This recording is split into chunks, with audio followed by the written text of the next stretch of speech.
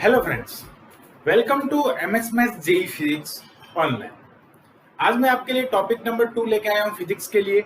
NCERT based जो important questions हैं उनके उस लेवल के मैं आपको क्वेश्चन सॉल्व करवाऊंगा। क्वेश्चन आपकी स्क्रीन पर आते जाएंगे और मैं आपको बोर्ड पर उनका सॉल्यूशन करवाऊंगा। लेकिन उससे पहले आप एक चीज जरूर देख लेना कि अभी जब मैं बोलता रहूंगा तो आपकी स्क्रीन पर कुछ फॉर्मूलेज आपको अभी दिख रहे होंगे, तो उन फॉर्मूलों को प्लीज स्क्रीनशॉट ले लीजिएगा, क्योंकि this is the most important formula of this chapter, this topic.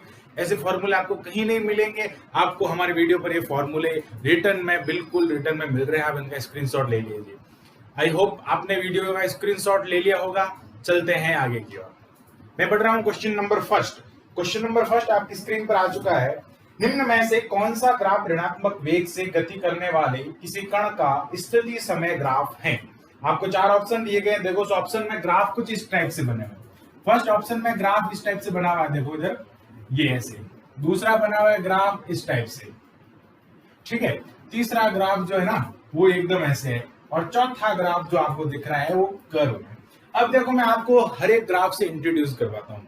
देखो ये जो ग्राफ है ये है प्रोपोर्शनल ग्राफ। प्रोपोर्शनल का मतलब होता है समानुपाती, हिंदी में कहते हैं समानुपाती ग्राफ। ये होता है मंदन गति का ग्राफ, यानी जब गति कम होती है, ऋणात्मक गति होती है, उस समय जो ग्राफ बनता है वो ये वाला ग्राफ होता है। फिर इस ग्राफ की बात करते हैं तो अगर ये ग्राफ त्वरण और समय के मध्य बनता है तो वो नियत त्वरण को प्रदर्शित करता है, कि समय के साथ जो त्वरण है वो नियत बना रहता है।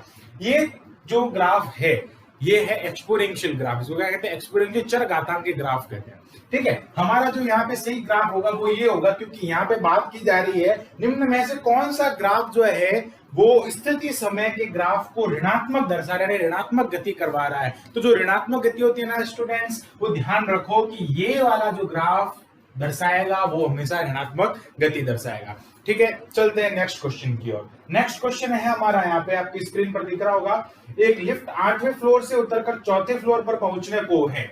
जमीन वाले फ्लोर यानी कि ग्राउंड फ्लोर को मूल मानते हुए तथा सभी राशियों के लिए ऊपर की दिशा को धनात्मक मानते हुए निम्न में से कौन सा ऑप्शन सही होगा? अब देखो क्वेश्चन आपको दिख रहा है, चार ऑप्शन आपको दिख रहे हैं। देखो मैं फर्स्ट ऑप्शन बता रहा हूं आपको। जो एक्स है यानी स्थिति है, यानी उसका जो विस्थापन है वो 0 से छोटा होगा, वेग 0 से छोटा होगा, त्वरण 0 से बड़ा होगा। देखो मैं फर्स्ट जो एग्जांपल है उसको आपको, फर्स्ट जो ऑप्शन है उसको मैं आपको एक्सप्लेन करके बताता हूं कि फर्स्ट ऑप्शन क्या है। ये कह रहा है कि जो स्थिति है, वेग है और त्वरण है, इनको बताया है कि जो स्थिति है ना वो 0 से छोटी है, वेग 0 से छोटा है, ठीक है, और जो त्वरण है वो 0 से बड़ा है। देखो फर्स्ट जो ऑप्शन है ना उसमें ये बात कही गई है कि लिफ्ट जो है वो 8th फ्लोर से 4th फ्लोर को पहुंचने पर है, ग्राउंड फ्लोर को मूल मान रहे हैं। तो यहाँ पे उसका ग्राउंड फ्लोर से जो विस्थापन होता है ना, देखो विस्थापन स्थितियों पर निर्भर करता है, अंतिम और प्रारंभिक बिंदुओं उसकी स्थितियों पर निर्भर करता है, इसलिए जो विस्थापन है वो 0 से कम होगा। This is absolutely right. उसका वेग जो होगा, क्योंकि वो ऊपर से नीचे की ओर आ रहे, नीचे आके उसको रुकना भी है, इसलिए उसका जो वेग होगा वो डाउन होता जाएगा, ठीक है। लेकिन उसका जो त्वरण है, देखो त्वरण का मतलब क्या होता है? त्वरण का मतलब होता है वेग में परिवर्तन। उसका जो वेग है वो ज्यादा से कम होगा। जब वेग कम होगा मतलब वेग में परिवर्तन हो रहा है, तो वेग में परिवर्तन एब्सोल्युटली ज्यादा ही होगा। तो वो क्या हो जाएगा? 0 से ज्यादा होगा। तो इसका जो ए ऑप्शन है वो क्या हो जाएगा? करेक्ट हो जाएगा। नेक्स्ट क्वेश्चन की ओर चलते हैं। नेक्स्ट क्वेश्चन है, एक वाहन किसी एल दूरी के आधे भाग को v1 वेग या चाल से चलता है, अन्य आधे भाग को v2 चाल से के साथ तय करता है, तब इनकी औसत चाल ज्ञात करनी है। देखो चार ऑप्शन दिए गए हैं आपको, उन चारों ऑप्शंस में से कोई एक ऑप्शन सही होगा। हमको औसत चाल ज्ञात करनी है। देखो औसत चाल ज्ञात करने का मतलब वी एवरेज अपने को क्या करना है? फाइंड करना है। तो देखो औसत चाल ज्ञात करने से पहले हम उनकी दोनों चालों को हम क्या कर सकते हैं? ज्ञात करते हैं। तो देखो पहले मैं बात करता हूं कि t1 समय में वो v1 वेग से, t1 समय में देखो समय बराबर क्या होता है? दूरी बराबर, समय बराबर क्या होता है? दूरी बटा चाल होता है, ठीक है। तो क्या हो जाएगा? आधे दूरी को यानी l/2 दूरी को इसने v1 वेग से तय किया, और t2 समय यानी जो आधा और समय लगा उसको l/2 से v2 वेग में उसने क्या किया? तय किया। तो हमने दोनों के जो लगा जो समय है ना, टोटली जो इंक्लूड टाइम है, उसमें कितना टाइम उसमें खर्च हुआ है, तो वो टाइम हमने क्या कर दिया, फाइंड कर दिया T1 एंड T2। हमको क्या ज्ञात करना है, एवरेज वेलोसिटी, एवरेज चाल ज्ञात करनी है, एवरेज वेग ज्ञात करना है। तो V एवरेज जो होता है ना, वो क्या हो जाएगा, विस्थापन यानी S अपॉन T हो जाएगा। T कौन सा, टोटल लेग, टोटल T हो जाएगा। तो V average is equal to S, वो कितनी दूरी तय करता है, L दूरी तय करता है, कितनी, L दूरी को तय करता है, तो कुल जो इसका विस्थापन हो जाएगा वो L हो जाएगा। और T हो जाएगा यहाँ पे T1 प्लस क्या हो गया, T2। जब ये वैल्यू रख के यहाँ पे सॉल्व करेंगे ना, तो L/2 क्या हो जाएगा, ठीक है। जब ये वैल्यू यहाँ पे पुट करेंगे, इसको यहाँ पे पुट करेंगे और L को बाहर कॉमन ले लेंगे, तो आपका जो आंसर आएगा वो हो जाएगा 2v1 v2 upon v1 plus v2। इसको सॉल्व करेंगे तो क्या आएगा, 2v1 v2 upon v1 plus v2। देखो ये इसका आंसर होगा, और ये मेरे हिसाब से ऑप्शन नंबर सी में उपलब्ध आपको मिल जाएगा। तो इसका ऑप्शन नंबर सी करेक्ट होगा। चलते हैं नेक्स्ट क्वेश्चन की ओर।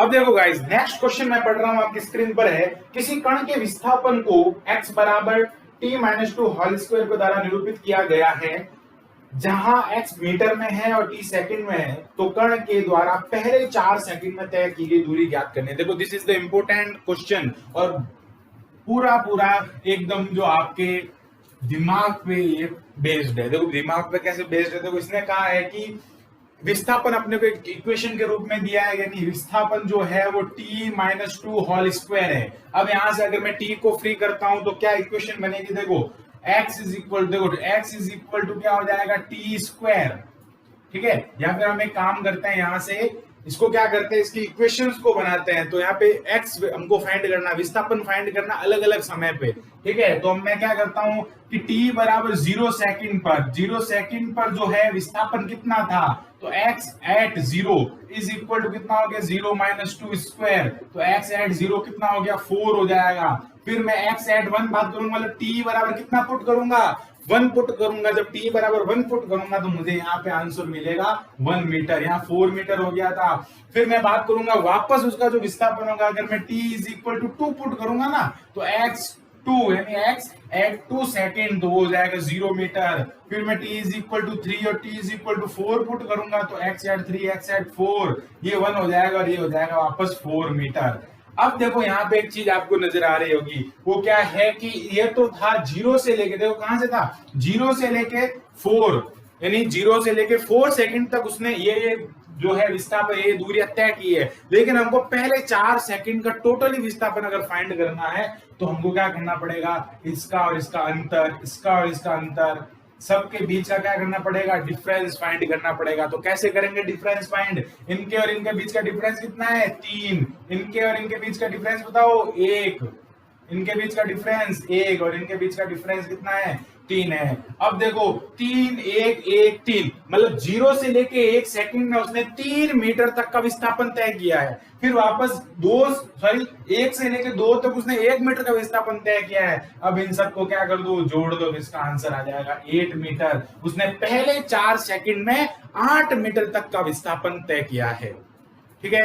नेक्स्ट क्वेश्चन की ओर चलते हैं। नेक्स्ट क्वेश्चन है, मेट्रो स्टेशन पर एक लड़की एक स्थिर एक्सीलरेटर पर t1 समय में चलती है। यदि वह एस्केलेटर पर स्थिर बनी रहे, तब एस्केलेटर उसे ऊपर t2 समय में ले जाता है। इसके द्वारा चलायमान एस्केलेटर पर चलकर जाने की स्थिति में लगा समय। देखो फर्स्ट टाइम क्या करती है कि वो t1 समय में चलकर जाती है, फिर वो बात करते हैं t2 समय में एस्केलेटर उसको ऊपर ले जाता है। लेकिन अब क्या सिचुएशन है, एस्केलेटर भी चल रहा है और गर्ल भी उसके ऊपर चल रही है, तो उसका हमको टाइम फाइंड करना पड़ेगा। वो टाइम कैसे फाइंड करेंगे, देखो इधर सिचुएशन बड़ी गंभीर है कि एस्केलेटर भी चल रहा है और गर्ल भी चल रही है, तो उसके साथ में दोनों की जो ना, अब एक बात यहाँ पे ध्यान दो, जो girl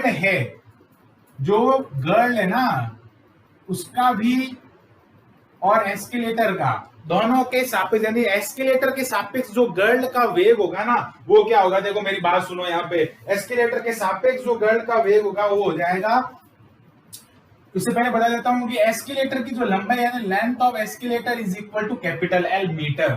okay, capital L metre है, तो ये क्या हो जाएगा, वेग बराबर दूरी बटा समय, यानी देखो मेरी बात सुनो, इसकी लैंग्वेज हो जाएगी गर्ल के सापेक्ष एस्केलेटर का, सॉरी एस्केलेटर के सापेक्ष जो गर्ल का वेग है ना वो कितना हो जाएगा L1 अपॉन T1। देखो समय गर्ल का लग रहा है लेकिन विस्थापन जो है वो किसका है, एस्केलेटर का। लंबाई किसकी है, एस्केलेटर की है। फिर बात करता हूं मैं वेग of escalator, velocity of escalator. जो एस्केलेटर की जो ओरिजिनल वेलोसिटी है वो कितनी हो जाएगी, L अपॉन T2 हो जाएगी। अब मैं बात करूंगा टोटली जो वेग है, टोटली जो वेलोसिटी है, टोटली वेलोसिटी ऑफ गर्ल, उसमें जो है ना इसका भी योगदान होगा, इसका भी योगदान होगा, तो क्या हो जाएगा VGE प्लस VE। तो VG इज इक्वल टू क्या हो जाएगा L upon T1 plus L upon क्या हो गया T2 हो गया। ये आ गया मेरे पास वेग किसका, लड़की का।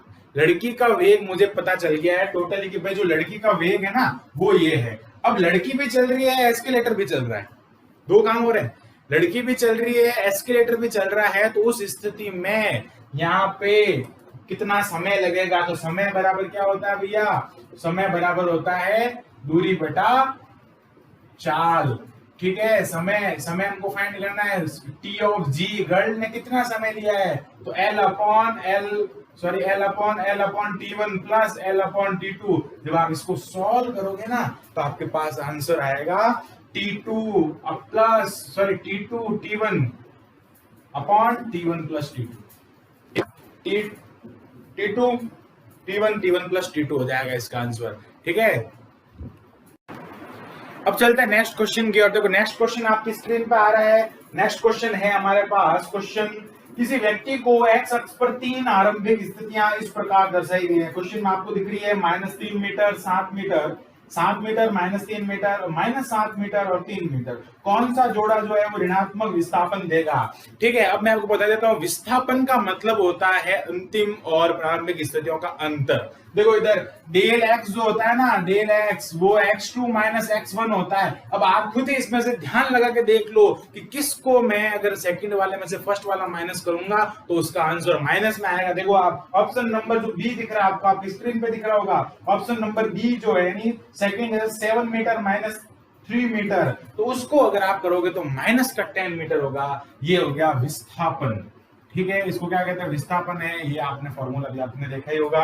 अब चलते हैं आगे, क्वेश्चन नंबर आपका आ जाएगा नेक्स्ट। क्वेश्चन है कि गतिमापी कार की चाल को निम्न में मापता है। 4 ऑप्शन दिए गए हैं। देखो मैं आपको बता देता हूं, जो स्पीड एनालाइजर होता है गतिमापी, वो चाल यानी वेग को, चाल को हमेशा के लिए किलोमीटर पर आवर की स्पीड में मापता है। अगर आपको आज तक पता नहीं था तो नोट कर लेना, स्पीड एनालाइजर जो भी होते हैं वो हमेशा चाल को किलोमीटर पर आवर में मापते हैं। ठीक है, चलते हैं नेक्स्ट क्वेश्चन की ओर। नेक्स्ट क्वेश्चन हमारे पास है, त्वरण समय ग्राफ के अंतर्गत क्षेत्र दर्शाता है। आरंभिक वेग, अंतिम वेग, वेग परिवर्तन या इनमें से कोई नहीं। 4 ऑप्शन थे। त्वरण समय ग्राफ, देखो एटी ग्राफ, कौन सा ग्राफ, एटी ग्राफ, त्वरण और समय ग्राफ दर्शाते हैं। देखो मेरी बात सुनो एक चीज, वेग का जो सूत्र होता है ना वो क्या होता है, सॉरी त्वरण का जो सूत्र होता है ना, त्वरण वो क्या होता है, वेग में परिवर्तन की दर, ये होता है। ठीक है, अब क्या करता हूं मैं, ए टी को इधर ले आता हूं और ये हो जाएगा वेग। तो देखो सीधा सा पता चल रहा है कि जो एटी ग्राफ है ना, एटी ग्राफ जो है वो वेग में परिवर्तन की दर, the change in the velocity, उसको रिप्रेजेंट करता है the AT graph. AT graph is denoted the change in the velocity. Okay, next question की ओर चलते हैं। नेक्स्ट क्वेश्चन है यहाँ पे हमारा इंपॉर्टेंट क्वेश्चन और लास्ट क्वेश्चन। देखो एक 25 मीटर ऊंची बहुमंजिला इमारत के ऊपर ऊपरी भाग से गेंद को ऊर्ध्वाधर 20 मीटर की ओर ऊपर की ओर फेंका जाता है 20 मीटर के वेग से। बताइए कि गेंद कितनी ऊंचाई तक जाएगी। गुरुत्वीय त्वरण जो है यहाँ पे 10 मीटर पर सेकंड स्क्वायर है। देखो यहाँ पे मैं बात कर रहा हूं कि ऊंचाई से उसको ऊपर फेंका जा रहा है 25 मीटर ऊंची इमारत से। 25 मीटर, देखो यहाँ पे 25 मीटर, ये एक इमारत थी जो 25 मीटर की लंबाई थी, यहां से बॉल को ऊपर फेंका गया। अब वो हमको ये वाली दूरी फाइंड करनी, इसको हमने कह दिया कि एस कह दिया, इसको क्या कह दिया, विस्थापन एक्स कह दिया। ये हमको फाइंड करना है, बॉल यहाँ पर थी। अब बॉल को जब यहां से फेंका गया तो बॉल का जो प्रारंभिक वेग होगा ना भैया, u बराबर वो होगा 20 मीटर पर सेकंड। 20 मीटर पर सेकंड के वेग से बॉल को परपेंडिकुलर ऊर्ध्वाधर ऊपर की ओर फेंका गया है। अब जब बॉल यहां पर आएगी ना भैया, बॉल का वेग 0 हो जाएगा, क्योंकि वो त्वरण के गुरुत्वाकर्षण बल के अधीन गति कर रही है। ठीक है, और यहाँ पे जी की जो वैल्यू वो 10 मीटर पर सेकंड स्क्वायर हो जाएगी। ठीक है, अब यहाँ पे गति का तीसरा नियम हम लगाते हैं, वी स्क्वायर बराबर u square plus 2as, v square बराबर यू स्क्वायर प्लस 2as। अब देखो, और हाँ, त्वरण जो होगा ना वो माइनस का होगा। माइनस का क्यों होगा? क्योंकि वस्तु ऊपर की ओर जा रही है, त्वरण उसको नीचे की ओर खींचेगा। वस्तु ऊपर की ओर जाने पर त्वरण जब नीचे की ओर खींचता है तो गुरुत्वाकर्षण जो होता है वो ऋणात्मक होता है। ठीक है, अब चलते हैं आगे की ओर। ठीक है, अब चलते हैं आगे की ओर। देखो, गति का तीसरा नियम लगाया मैंने, ये क्या है, वी स्क्वायर। वी देखो यहाँ पे 0 है, यू स्क्वायर मतलब 20 का क्या हो गया, स्क्वायर इंटू 20 लिख दिया। 2 ये हो गया -10, और s हमको क्या करना है, फाइंड करना है। s क्या है, विस्थापन है, तो ये क्या हो जाएगा, 0 बराबर 20 इंटू 20 माइनस क्या हो गया 20, और ये क्या हो जाएगा, s हो जाएगा। अब देखो ये इधर आ गया तो 20s बराबर 20 इंटू क्या हो गया 20, s बराबर ये हो गया 20 इंटू 20 अपॉन क्या हो गया 20, ये हो जाएगा s बराबर 20 मीटर। अरे देखो, बॉल जब ऊपर गई ना तो 25 मीटर की तो वो इमारत खुद थी, उससे ऊपर बॉल जो गई है ना वो 20 मीटर ऊपर गई है। हमने इस तरह से गति का जो तीसरा नियम है उसको यूज करके हमने ये जो विस्थापन है वो हमने फाइंड कर लिया। आई होप आपको ये वीडियो पसंद आई होगी। आप इसको लाइक करना, शेयर करना, और जितने भी जेई फिजिक्स के जो स्टूडेंट हैं उन सबको शेयर कर देना। मेरी तरफ से तोहफा मान के सबको शेयर कर देना। और हाँ, मैं जो मैथ्स की वीडियो है वो भी मैं अपलोड करता जाता हूँ, तो सब चैनल को सब्सक्राइब जरूर करना। Thanks to watching my video.